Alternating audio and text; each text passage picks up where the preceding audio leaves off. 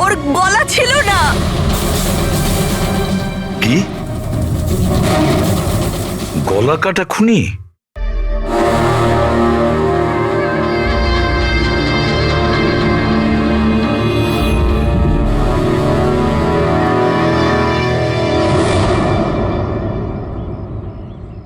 ওই হবে, ওই ফিরে এসেছে। আপনি কার কথা বলছেন সুপর্ণা দেবী? কে ফিরে এসেছে? অজিত।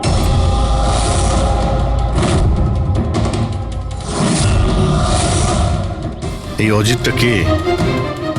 12 বছর আগে আমাদের পাড়াতেই থাকতো, আর আর বাচ্চাদের তুলে নিয়ে চলে যেত। ওই হবে, নিশ্চয়ই ওই হবে।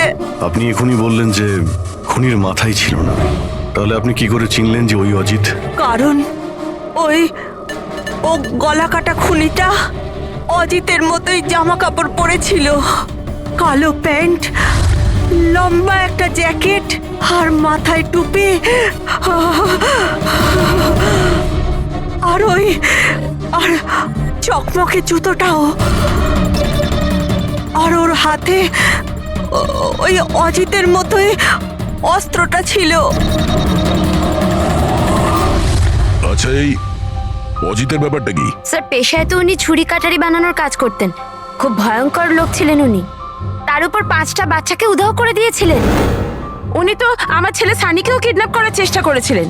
তবে এটাই ভালো হয়েছিল যে পুলিশ এসে ওনাকে হাতে নাতে ধরে ফেলেছিলেন, এই পাশে সমিল থেকেই।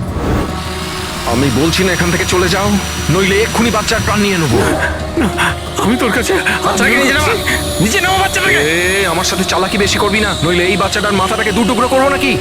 পিস্তল নিচে, পিস্তল নিচে রাখ। হ্যাঁ, নিচে রাখছি, হ্যাঁ রাখছি।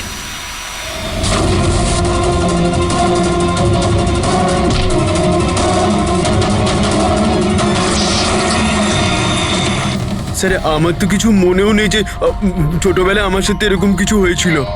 তো দিদা, তুমি এটা বলছো যে 12 বছর আগে যে লোকটা মরে গিয়েছিল ওই গলা কাটা লোকটা ফিরে এসেছে? যা তা।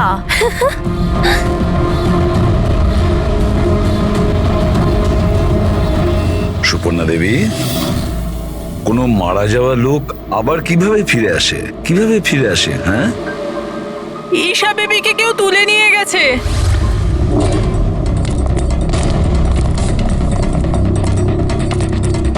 কি হয়েছে? ঈশা বেবিকে কেউ তুলে নিয়ে গেছে। হোয়াট? তুলে নিয়ে গেছে? কে তুলে নিয়ে গেছে? মাথা কাটা লোকটা। গলা কাটা লোক?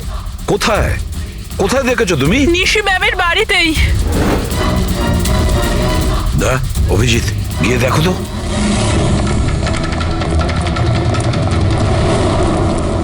কোন দিকে? আপনারা এখানেই দাঁড়ান।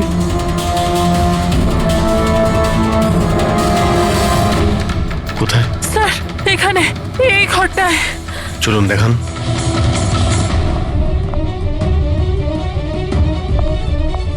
স্যার,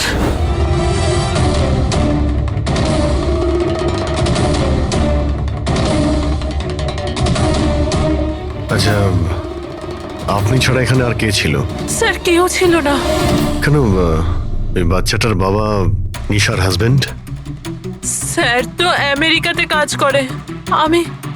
আমি ফোনে ওনাকেই ম্যামের খবর দিচ্ছিলাম, তো হঠাৎ করে আমি এই ঘরটা থেকে আওয়াজ পেলাম, আর আমি এখানে এসে দেখলাম যে একটা গলা কাটা লোক নিশা বেবিকে সাথে করে নিয়ে যাচ্ছিল।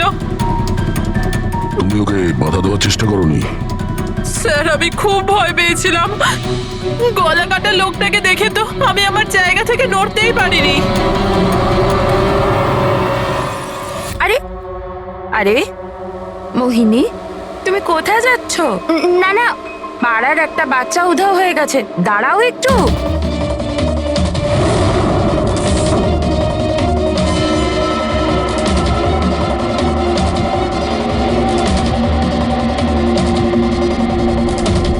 ঈশাকে খুঁজে বার করবো আমরা। হ্যাঁ অভিজিৎ, জুতোর ছাপ হয়তো খুনিরই হবে। স্যার, হ্যাঁ পুরবি, স্যার এই লেদারের টুকরোটা পেলাম পিছনের দরজা থেকে। হতে পারে কোনো জ্যাকেটের এটা। জ্যাকেটের? আচ্ছা, ওই অপরাধী এইরকম কোনো জ্যাকেট পরেছিল কি? হ্যাঁ স্যার। স্যার আপনি প্লিজ ঈশা বেবিকে যে কোনো ভাবে বাঁচিয়ে দিন। ভয় পাবেন না, আমরা চেষ্টা করে দেখছি। স্যার খুনি দেখতে কেমন ছিল আমরা তো জানিই না, ওকে ধরবো কিভাবে? কিন্তু এই সুবর্ণা ম্যাডাম বলছিল যে ওই মাথা কাটা লোকটা অজিত। একটা কাজ করি, 12 বছর আগে অজিতের কেসটা যে ইন্সপেক্টর হ্যান্ডেল করছিল, ওনাকে বিউরোতে ডাকলেই সব জানতে পারা যাবে।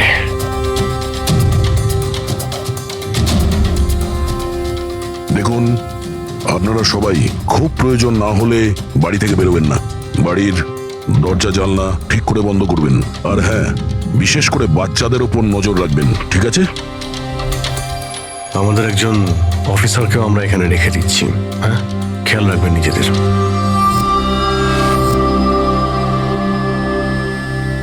আচ্ছা, এটা কি দাদাগিরি হচ্ছে সিআইডির? বাড়িতে থাকবে, একটা মার্ডার কি হয়ে গেছে, আমরা কারফিউ লাগে বাড়িতে বসে থাকবো? কোনো দরকার নেই বাড়িতে বসে থাকার। আজকে আমার বার্থডে, আজকে আমরা পার্টি করব। হ্যাঁ, দেখো বাবা, সিআইডি যেটা বলে গেছে আমাদের ভালোর জন্য বলে গেছে, আমাদের ওদের কথা শোনা দরকার। তো আপনি শুনুন না, আমাদেরকে শেখাবেন না কি করতে হবে। না ম্যাক, আমার মনে হয় কমল আঙ্কেল না একদম ঠিক বলছে, আমাদের ওনার কথা মানা উচিত। আরে কমলা আঙ্কেলের চামচা কি ঠিক বলছিল যে মৃত অজিত ফিরে এসেছে আর আমরা তার জন্য বাড়িতে বসে থাকবো? কিন্তু শোন, তুই বার্থডে পার্টিতে যেতে চাস তো তো তুই না তোর মাথা বেশি চালাস না, যেরকম আমরা বলছি সেরকম চুপচাপ করতে থাক। কিন্তু মা বাবা। আরে ওদের কি আছে, ওদেরকে তো আমরা রাজি করিয়ে নেবো।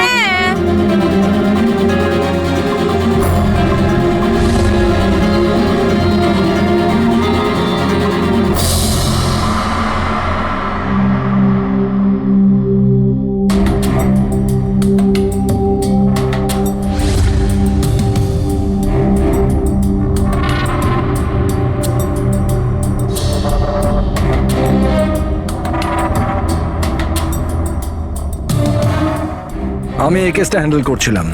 12 বছর আগে আমি ওকে ধরেছিলাম, কিন্তু আফসোস ওকে জেল অব্দি নিয়ে যেতে পারিনি। সব মিলে একটা ঘটনা ঘটলো আর সেখানে মারা গেছিল।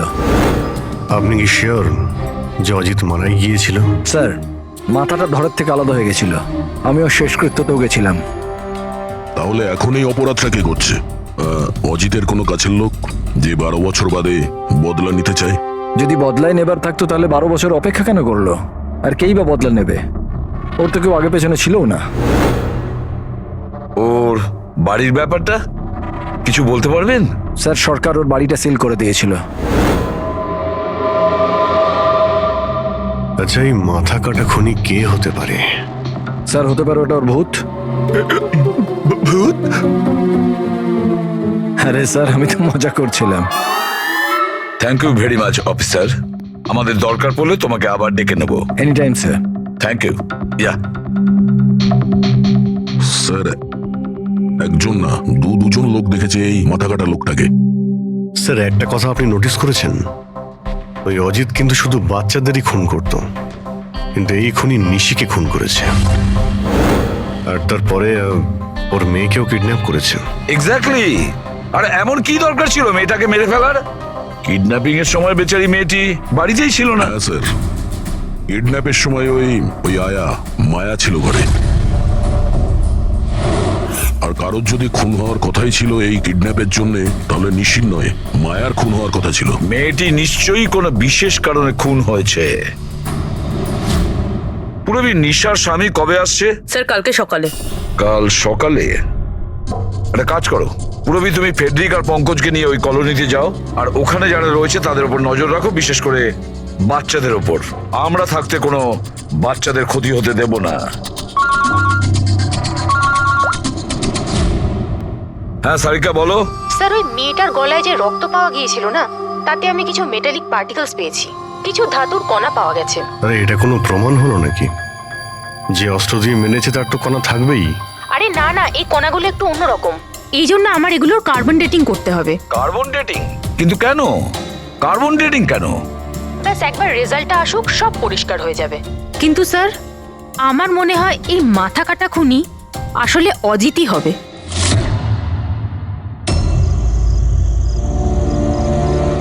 এই টিনা আর সঞ্চিতা কোথায়? হ্যাঁ রে, একদম ভালো লাগছে না। আরে এসে গেছে দেখ। ভাই টিনা তো বললো আসবে না, ও বললো যে ও ভয় পাচ্ছে। ছাড় ওকে। আরে গাইস, ভয় পাবার কোনো দরকার নেই, ভয় পেও না। চলো আমরা বার্থডে পার্টি এনজয় করি। চল। তাড়াতাড়ি চলো। কিন্তু মা বাবা যদি জানতে পারে তাহলে? আরে বাবা, আরে মা বাবা জানতেই পারবে না। কিন্তু ভাই আরো একবার ভাবতে পারতিস, আমাদের কিছু হয়ে গেলে তো। আরে কিছুই হবে না, এর আগে কেউ জানতে পেরে যাক, আমরা এখান থেকে পালাই। চল চল দাঁড়াও,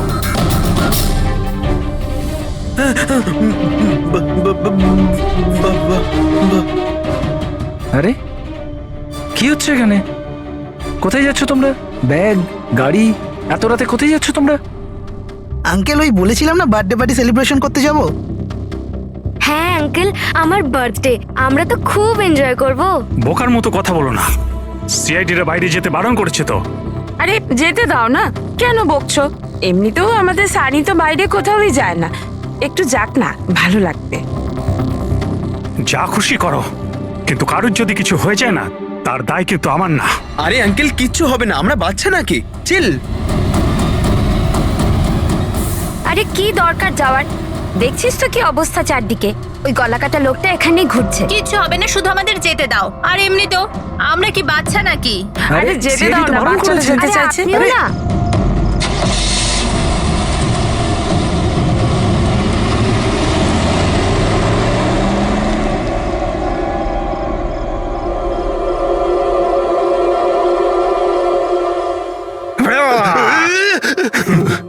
আরে ভাই, আমাকে কেন ভয় দেখাচ্ছিস? হ্যাঁ বলছি শোন, সাবধানে থাকবি। ওই কলাকাটা লোকটা আশেপাশেই কোথাও থাকতে পারে, এটাই তো ওনার বাড়ি। আরে এখানে কেন দাঁড়িয়ে আছেন, চলুন তাহলে।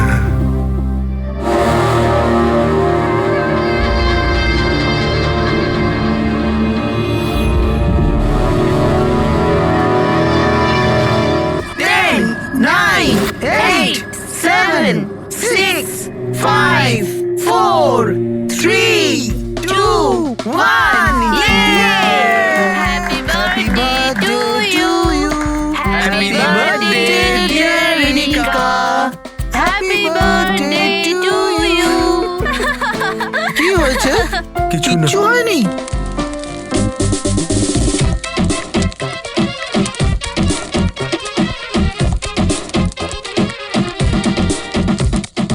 আরে তোর দ্বারা হবে না, চল যা ভেতরে গিয়ে নাচ। চল যা যা।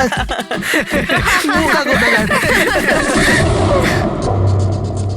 আমরা বারণ করা সত্ত্বেও আপনারা ছেলে মেয়েদের বাইরে যেতে দিলেন, হ্যাঁ?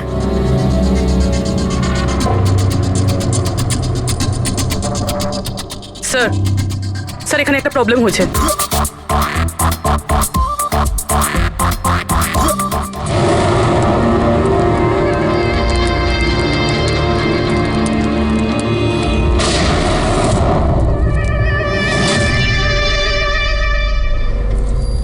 গুলি চলার আওয়াজ ছিল তো, কিছু গন্ডগোল মনে হচ্ছে। হ্যাঁ ম্যাক, আমিও একটা আওয়াজ শুনলাম খুব জোরে।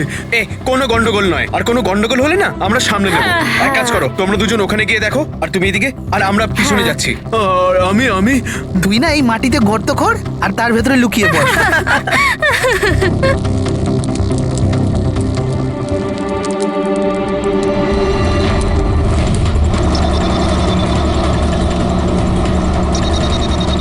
স্যার এদেরকে তো ফোনেই পাচ্ছি না।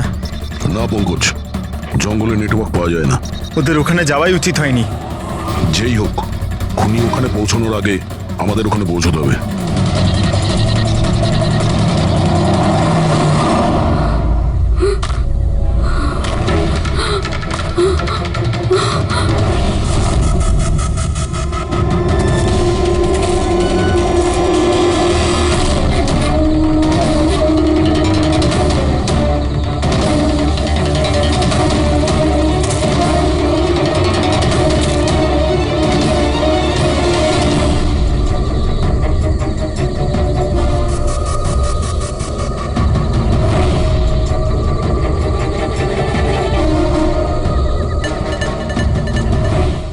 সঞ্চিতা, সঞ্চিতা, ম্যাক, তোমরা সবাই কোথায়?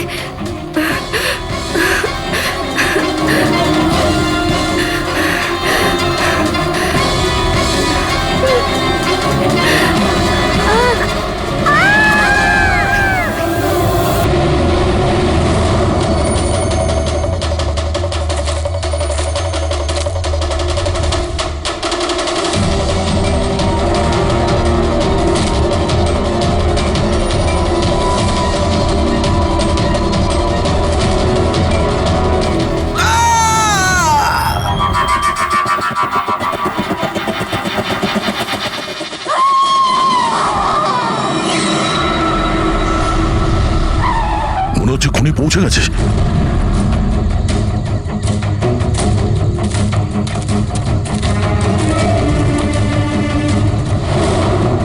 আওয়াজ এখান থেকে এসছে, নিচে গিয়ে দেখি।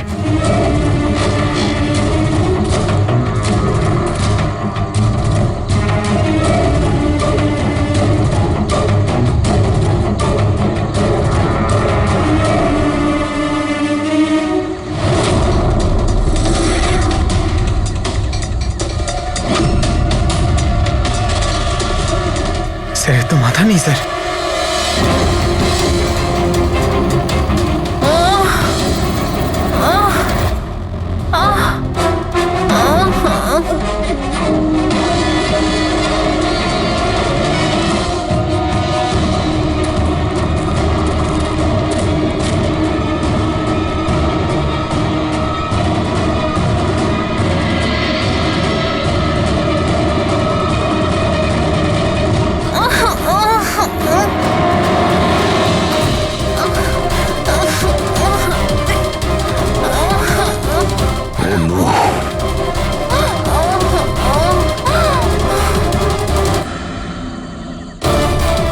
বেঁচে আছে, নিঃশ্বাস চলছে, শ্বাস প্রশ্বাস চলছে।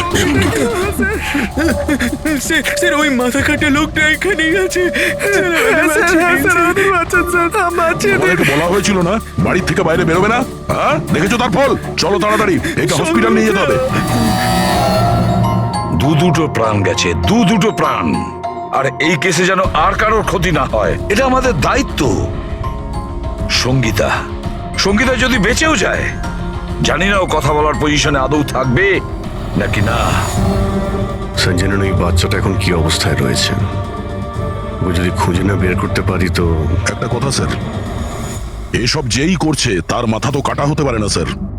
জঙ্গলের প্রত্যেকটা কোণাও চেনে, আর ওর এটাও জানা ছিল যে বার্থডে পার্টি কোথায় হচ্ছে। স্যার মনে হয় ওই কলোনিতে থাকে এমন কেউ। হ্যাঁ পুরবী, কলোনিতে যারা আছে তাদের ব্যাকগ্রাউন্ড চেক করেছিলাম না? হ্যাঁ স্যার, এদের দুজনকে সন্দেহ হয় স্যার, মোহিনী আর অভয়। শুধু মোহিনী আর অভয়কেই কেন সন্দেহ করছি? হ্যাঁ স্যার, এই অভয় সানির বাবা। 2 বছর আগে ওকে গ্রেফতার করা হয়েছিল অবৈধ অস্ত্র বাড়িতে রাখার জন্য। আর ভায়োলেন্সের কিছু কেসও ওর বিরুদ্ধে লেখা আছে স্যার। এ তার 2 চাকরকে এত বাজেভাবে একবার মেরেছিল যে ওদেরকে হসপিটালে নিয়ে যেতে হয়েছিল। এফআইআর এর কপি আছে স্যার আমাদের কাছে। এই মোহিনী হলো কমলের স্ত্রী, আর ও আসলে নিশির কাজিন স্যার, কাকার মেয়ে। গত বছর নিশির সঙ্গে একটা কোর্ট কেসে একটা বাংলো হেরে গিয়েছিল, আর ওই বাংলোটার দাম ছিল 10 কোটি। তারপর ও নিশিকে প্রাণে মারার হুমকিও দিয়েছিল। প্রতিবেশীদের উপরেও বিরক্ত, কারণ ওরা সবাই কোর্ট কেসে ওর হয়ে সাক্ষী দেয়নি। একটা কাজ করি আমরা, অভয়, মোহিনী, নীরা, কমল সবাইকে ডাকো বিউরোতে। খুব ভালো করে জিজ্ঞাসাবাদ করতে হবে। আর হ্যাঁ, নিশার স্বামী প্রতীক, ওকেও ডেকে নাও। আমার তো বিশ্বাসই হচ্ছে না যে আমার নিশা আমাকে ছেড়ে চলে গেছে। আচ্ছা প্রতীক, নিশাকে কে মারতে পারে? মানে আমি বলতে চাইছি, তুমি কি কাউকে সন্দেহ করো? স্যার, নিশাকে তো অনেকেই অপছন্দ করত, বিশেষ করে কলোনির বাচ্চারা। ঘৃণা করতো? কিন্তু কেন? নিশা একটু রাগী স্বভাবের ছিল। ও সবার ওপরে নিজের অধিকার ফলাতে চাইতো। স্যার, যেমন করে হোক আমার বাচ্চায় ঈশাকে খুঁজে দিন স্যার। আমি আমার ওয়াইফকে হারিয়েছি, ঈশাকে হারাতে চাই না স্যার। আপনার ইশারা ভালোভাবেই বুঝতে পারছি আমি, কিন্তু আমার আগে আপনার মোহিনী আর কমলের উপর সন্দেহ করা উচিত ছিল। আরে মোহিনী কতবার নিশিকে প্রাণে মারার হুমকি দিয়েছে। আর কমল কমল কমল তো এই ধরনের টিভি সিরিয়ালই দেখে, যাতে শুধু খুন খারাপি আর জুলুমের ঘটনা থাকে।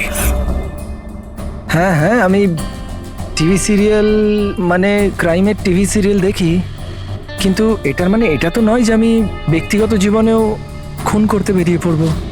আপনার লাস্ট এপিসোড আমরা দেখেছি, খুব ভালো টিআরপি ছিল ওটা। Thank you thank you.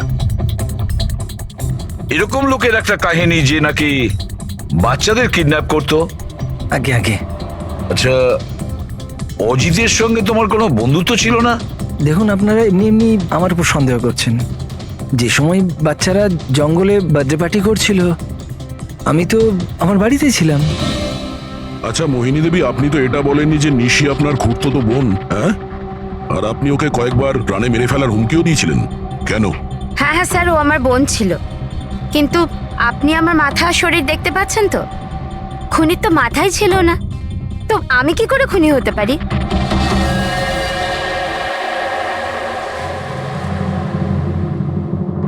এই অভয়, মোহিনী, নীরা, কমল, খুনি তো এই চারজনের মধ্যে যে কেউ হতে পারে।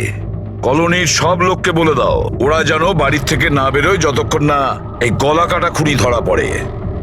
এখন তো একটা চিন্তা ঢুকে গেল বেচারি ওই ঈশার ব্যাপারে, ওই বাচ্চাটার যেন কিছু না হয়। আর এত ছোট বাচ্চা যে নিজে নিজেকে বাঁচাতেও পারবে না।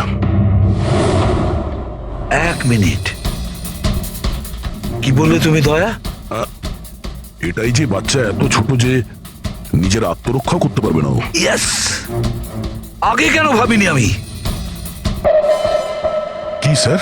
ওই রুমটা যেখান থেকে ঈশাকে কিডন্যাপ করা হয়েছিল, ওই রুমে সমস্ত জিনিস ছড়ানো ছিটানো পড়েছিল।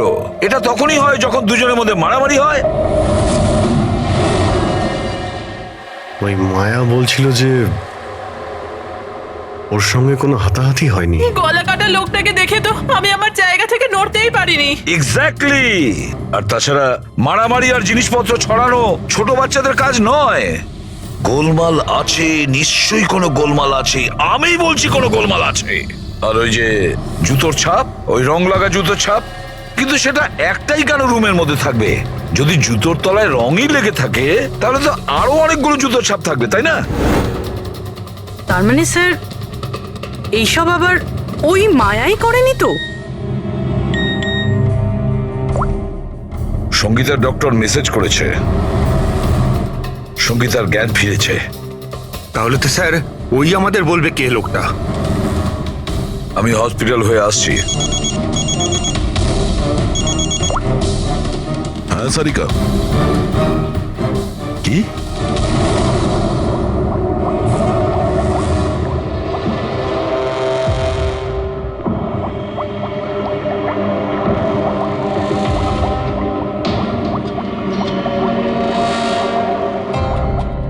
কি ডক্টর সারিকা, আপনিও কি বলছিলেন?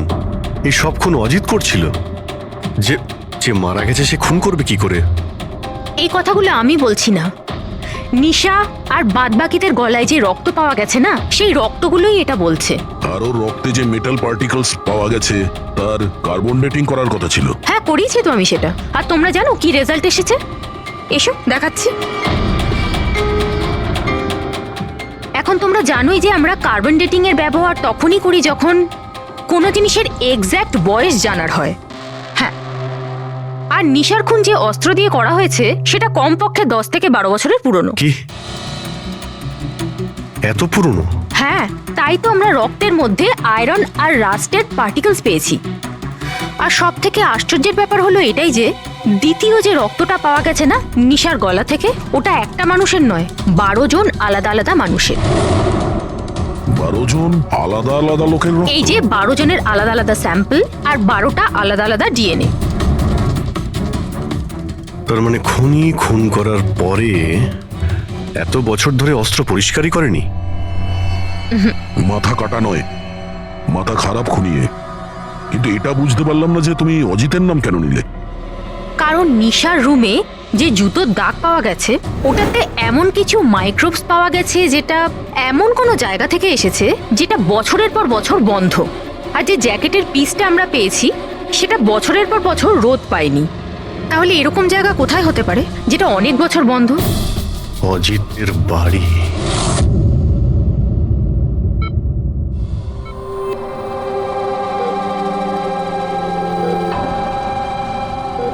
সঙ্গীতা, কেমন আছো মা?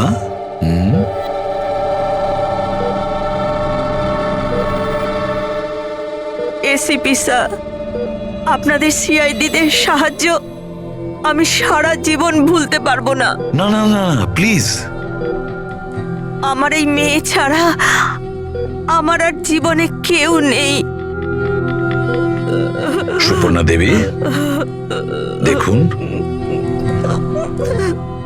সঙ্গীতার ভোকাল কর্ড খারাপ হয়ে গেছে, ও বেচারি কথা বলতে পারবে না। কিন্তু এটা শুনে আপনি খুশি হবেন যে সঙ্গীতা আজ এখন পর্যন্ত ও আমাদের সাথে রয়েছে, ও প্রাণে বেঁচে গেছে, তাই না?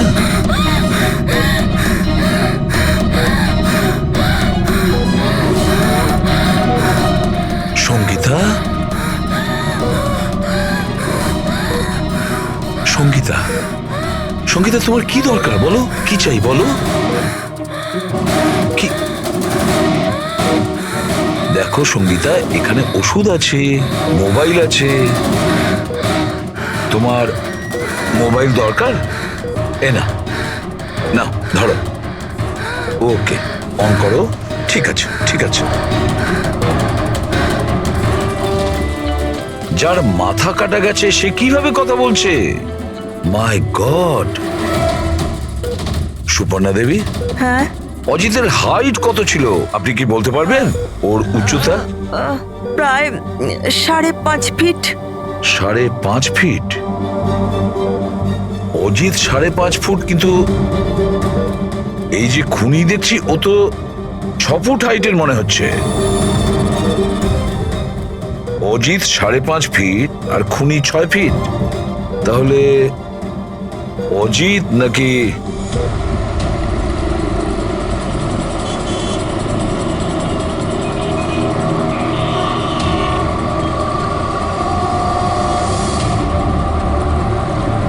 গল্পটা এরকম উল্টে গেল কি করে?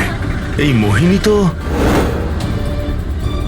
নিশার পেছনে লেগেছিল, তাহলে আজ প্রতীকের সাথে হাত মেলাচ্ছে কেন? এরা দুজন আবার জোট পাকায়নি তো?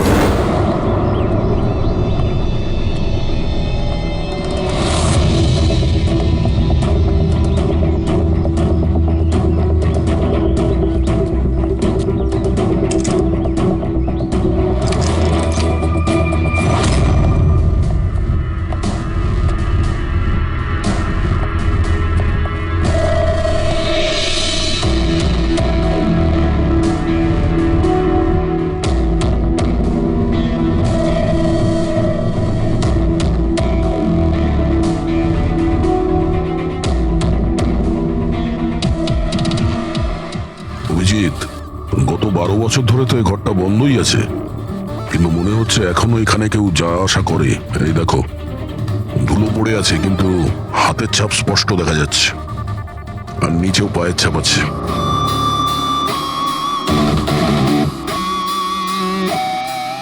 খুনি এই চেয়ারেও বসে।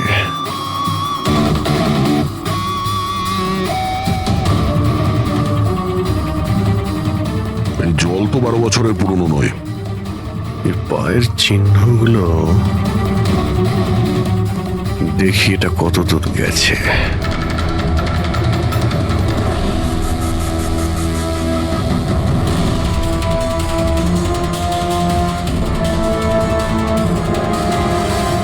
মাই গড,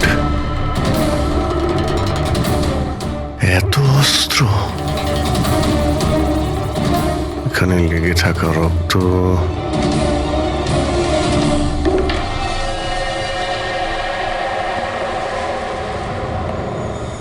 এই রক্তগুলো হয়তো এই সমস্ত নিষ্পাপ শিশুদেরই হবে যাদের জীবন অজিত কেড়ে নিয়েছিল।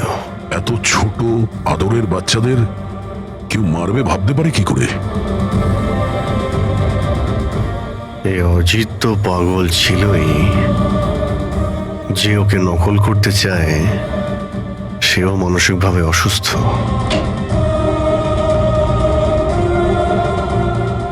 অভিজিৎ, এই দেখো, এটা ওই নীল রঙের ছাপের জুতো, আর এই কোট, এই টুকরোটা আমরা ওখানে নিশির রুমে পেয়েছিলাম, ওটা এখানেই আছে। মানে খুনি অজিতের বাড়িটাকে নিজের আড্ডা করে রেখেছে। কিন্তু এটা জানবো কি করে যে এই খুনিটা কি? মনে আছে ডক্টর সারিকা কি বললো? নিশার নার্সারিতে যে জুতোর দাগ পাওয়া গেছে না, সেখানে এমন কিছু মাইক্রোস পাওয়া গেছে যেগুলো এমন কোনো জায়গা থেকে এসেছে যে জায়গাটা অনেক বছর বন্ধ। যদি খুনির জুতোতে মাইক্রোওয়েভস থাকে বন্ধ জায়গার, তাহলে ওর শরীরেও থাকবে।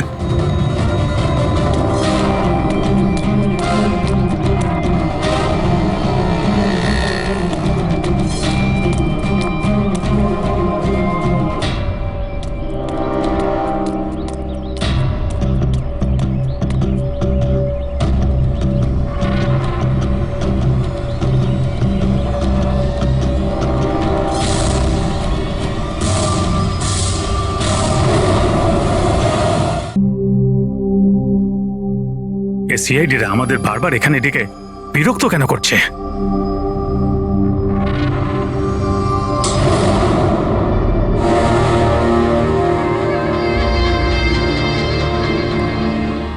আরে অজিত, অজিত এখানে মনে হচ্ছে, আরে কেউ তো আমাদের মেরে দেবে। আরে কেউ বাঁচাও, কেউ আছে নাকি? কেউ বাঁচাও। আরে অজিত এখানে কি করে? আরে আরে ভয় লাগছে তো। অজিত এখানে, আমাদের প্রাণ না।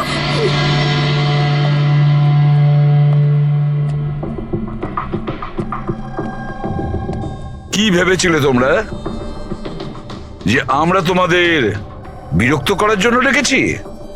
না না, আমরা তোমাদের এই কারণে ডেকেছি, সেটা দেখানোর জন্য গলা কাটা মাথাহীন খুনি, মাথা কাটা নয়, ওর মাথাটাই খারাপ। এসবই এই ড্রেসের জন্যই হচ্ছে। এই এটাকে পড়লেই মাথা উধাও। ঠিক আছে স্যার, এটা তো বোঝা গেল যে খুনি এটা পরে খুন করত, কিন্তু আসল খুনি কে? খুনি তুমিও হতে পারো। তুমি তুমি তুমি তোমাদের মধ্যে যে কেউ হতে পারে।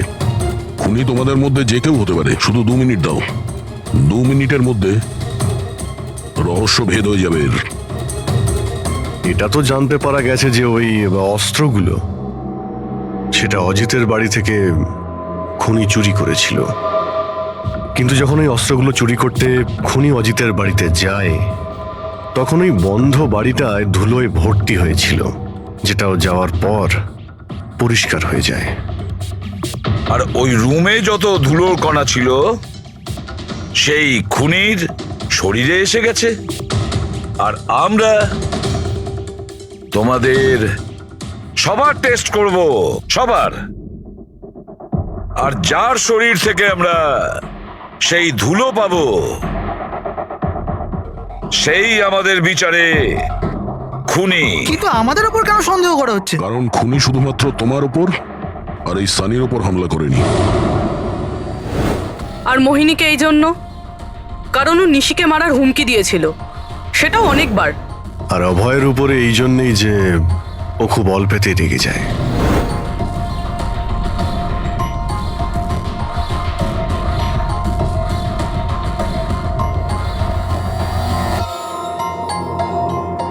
স্যার, আমাকে কেন সন্দেহ করছেন? সেটা এই কারণে প্রতীক বাবু যে আপনার সাথে আপনার স্ত্রীর শত্রুর হাত মেলাতে আমাদের অফিসার দেখে ফেলেছে।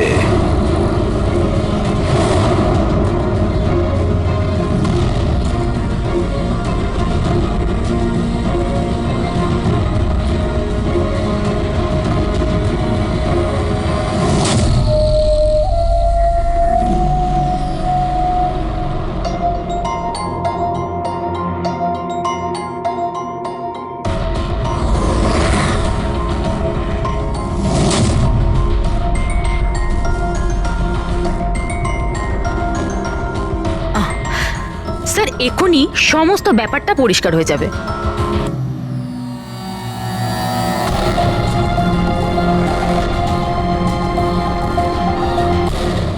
রেজাল্ট কি হলো? জানা গেল খুনিকে? হ্যাঁ, আমরা জানতে পেরেছি খুনিকে। খুনি আপনি আপনি আপনি আপনিও আপনিও আপনাদের মধ্যে কেউ নয়। খুনি হলো এই সানি। সানি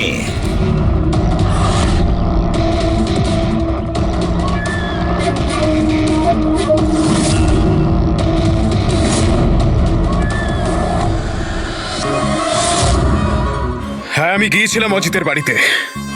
সত্যি এটাই। কিউরিসিটি ছিল আমার, ওই কি যেন বলে, ওই প্রশ্ন ছিল আমার জানবার যে ও কি করে ভাবে, কোথায় থাকে, কি করে। তো আপনাদের যদি আমাকে ধরবার হয়তো ধরতে পারেন, ওর বাড়িতে যাবার অপরাধে ধরতে পারেন, কিন্তু খুন করবার অপরাধে তো ধরতে পারবেন না। তোমাকে দোষী সাব্যস্ত করার জন্য আমাদের কাছে আরো একটা প্রমাণ রয়েছে। দেখতে চাইবে? হ্যাঁ,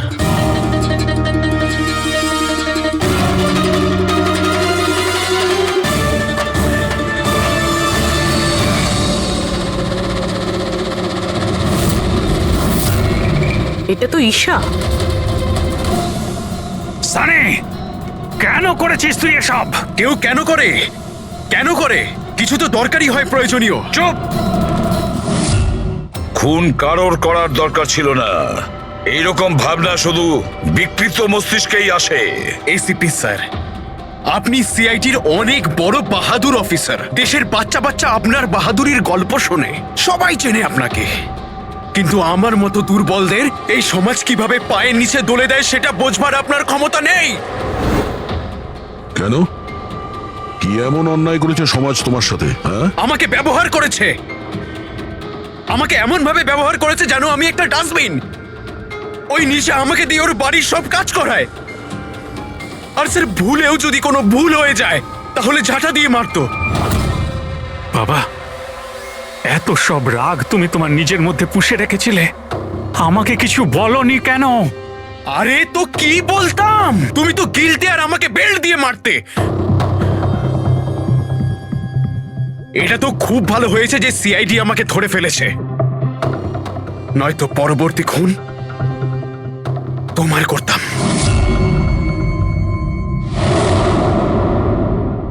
মানলাম যে তোমার বাবা তোমার সঙ্গে সঠিক আচরণ করেননি, কিন্তু তুমি তোমার বাবাকে খুন করার কথা কিভাবে ভাবলে?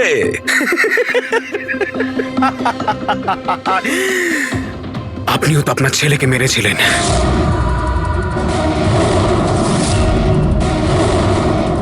ভুলে গেছেন? কি বাজে কথা বলছো তুমি? উনি খুন করেননি, দেশের স্বার্থে উনি ডিউটি করেছিলেন। দুটোর মধ্যে পার্থক্য আছে। তো আমিও আমার মনের কর্তব্য পালন করছিলাম। ভালোবাসতাম আমি রিনিকাকে, কিন্তু ও কি করলো? সব বন্ধুদের সামনে মজা করলো আমাকে নিয়ে।